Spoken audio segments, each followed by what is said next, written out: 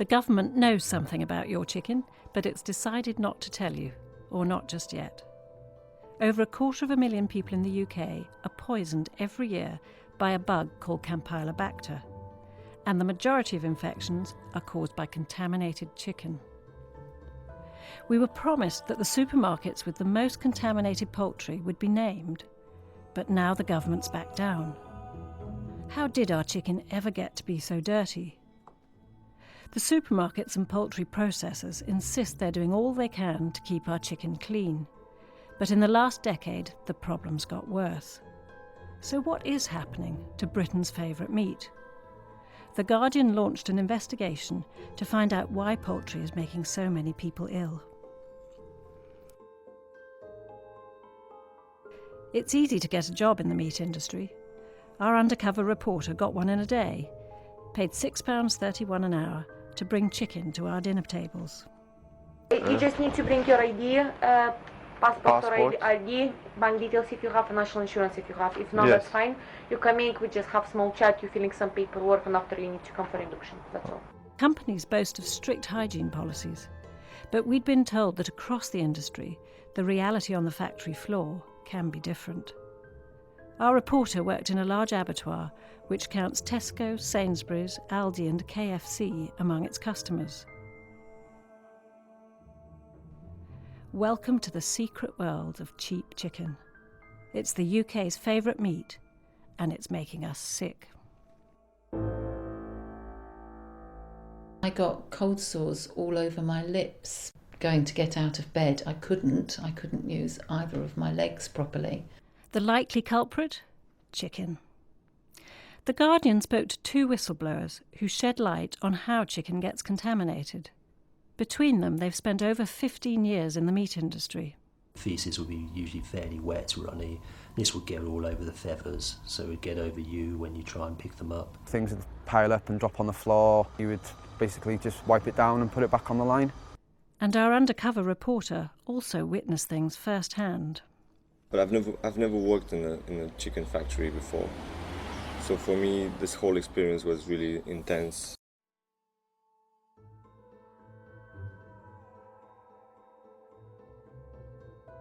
Britain loves chicken. We eat more than 1 million tonnes of poultry a year. But Campylobacter also loves chicken. The government's own tests show that 2/3 of fresh poultry is contaminated with the bug. You can kill it with thorough cooking, but it's easy to spread from raw meat. Campylobacter is really important. We know it's the most serious and most impactful foodborne disease. So there are over 280,000 cases each year in the UK. Many of those lead to GP referrals. Many people have to go to hospital. We know that some people suffer serious long-term complications, and very unfortunately, some people die. And we also know that the majority of those cases can be linked back to poultry. They know more than that. They know when chickens are most likely to become contaminated, on intensive farms, in abattoirs, and when they're cut and packed and hygiene standards are not followed properly. In Britain, we slaughter a staggering 17 million birds each week. Some supermarkets offer a whole chicken for as little as £2.50 a kilo. With prices so low, producing chickens for mass consumption has to be fast, intensive work. Experts like Ron Spellman, who worked as a poultry inspector for 12 years, says the system inevitably increases the risk of Campylobacter.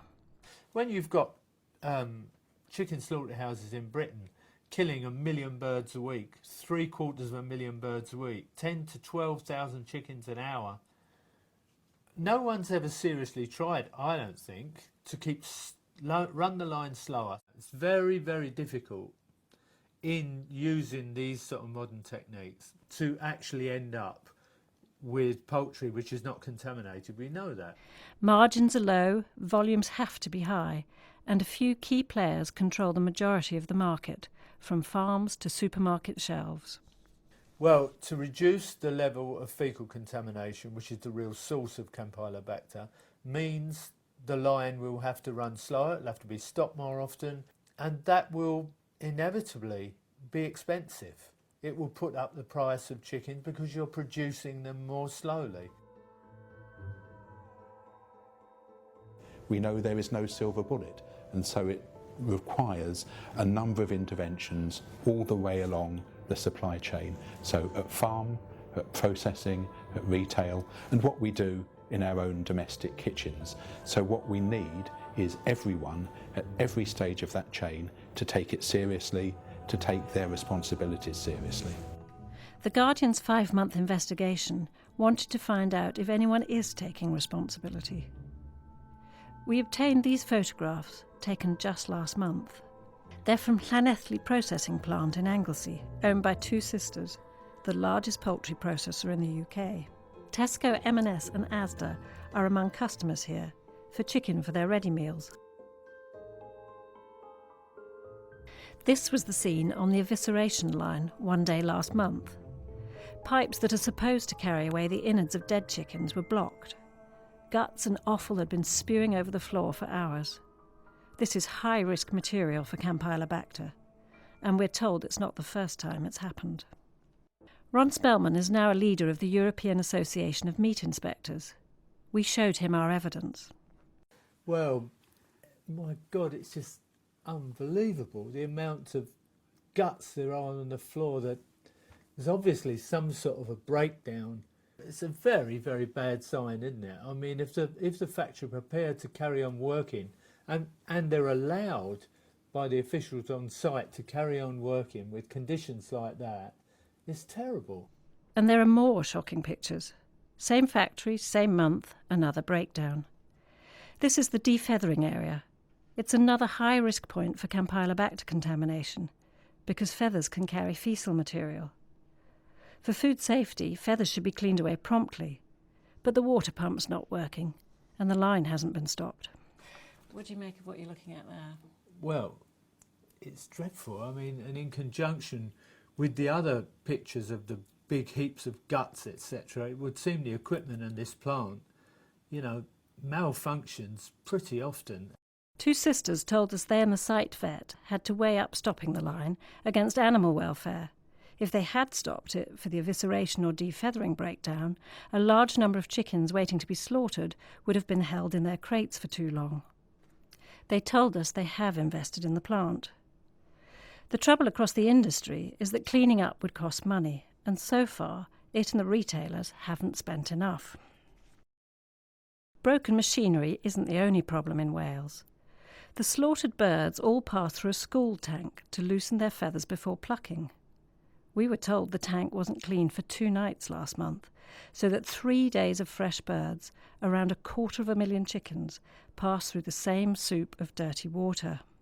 Campylobacter could breathe. It could be alive in the bubbles and the foam on top. And what does that mean for birds? New birds coming into the system? Yeah, new birds coming in, and as they come out through the foam. So there's a good chance that they'll come out with a coating of foam loaded with bacteria.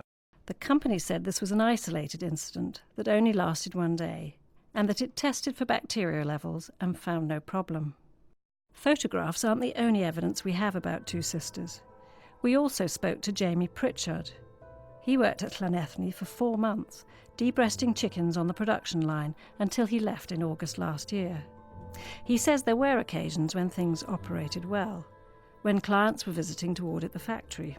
I think it's quite prevalent that, if there would be a site audit that day, everything would be absolutely perfect. The line speed would be running at the correct speed.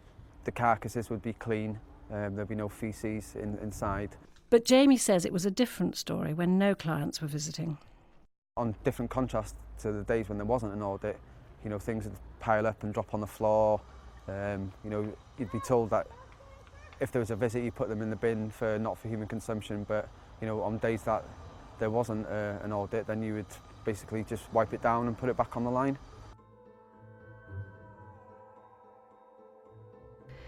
The Guardian's undercover investigation, however, suggested that problems weren't confined to just one Two Sisters plant. During 5 days undercover in Scunthorpe last month, our reporter says he saw breaches of hygiene rules too. There are, with chickens stacking in front of you, and they fell on the floor, and I saw a lot of people dropping chickens on the floor and picking them up and throwing them back in the basket and without even blinking. It's almost like something from a cartoon where the truck runs over it. I mean, that's someone's going to eat that. It's their food. The individual birds are worth very, very little. It's a sign of a bad culture in the attitude of the staff towards human food that they're producing. We don't know where this chicken ended up. Two Sisters says it has very strict policies to ensure that chicken that falls on the floor is always sent for waste. But it's not just in the processing plants that Campylobacter spreads. Farms are also breeding grounds. Meet Paul Sadler.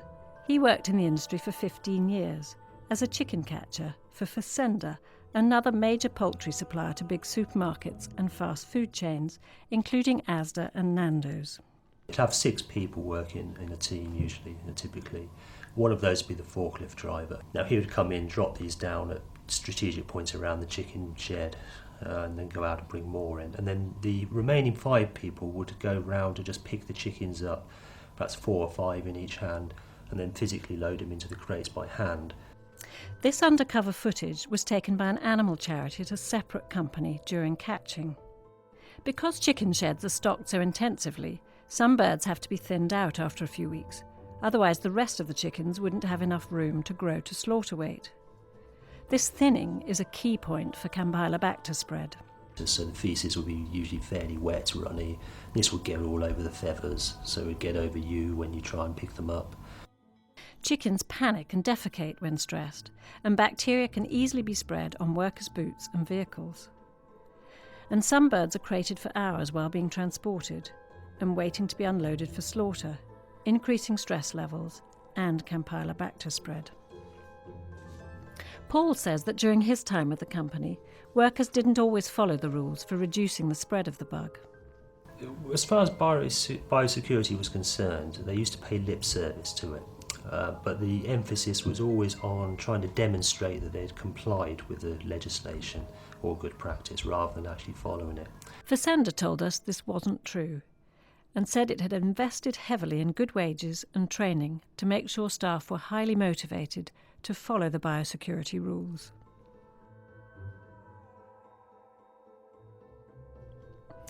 If you wonder why all these hygiene rules matter, ask Julie Wilson. A nurse from London, she's got all too direct experience of Campylobacter. For some, the bug means a few days off work with diarrhoea and vomiting, but not for Julie. I wasn't bouncing back. I still, even when I began to be able to eat a little bit, didn't feel better. And then I got cold sores all over my lips. It wasn't till the following day when going to get out of bed, I couldn't use either of my legs properly. Julie had developed Guillain-Barré syndrome, an autoimmune disease that's a rare complication of Campylobacter.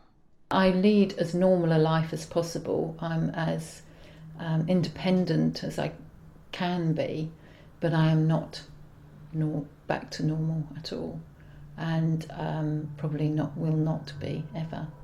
We think it's the job of industry to crack this problem. They're making money from selling chicken.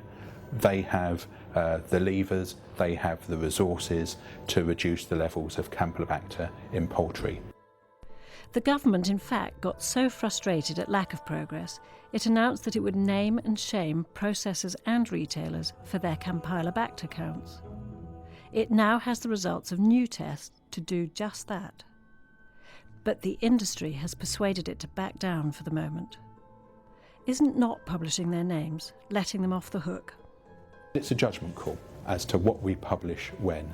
Our view is that if we publish the results piecemeal in dribs and drabs, we won't ask people to draw unwarranted conclusions from partial data, but other people might. And we don't want consumers being misled or confused. The Food Standards Agency says it won't publish the names until next year. So for now, what we do know is that around 2 out of every 3 chickens we buy could make us sick. Even though the Guardian investigation has recorded scenes like this, the government still says that the public will have to wait before it names the supermarkets.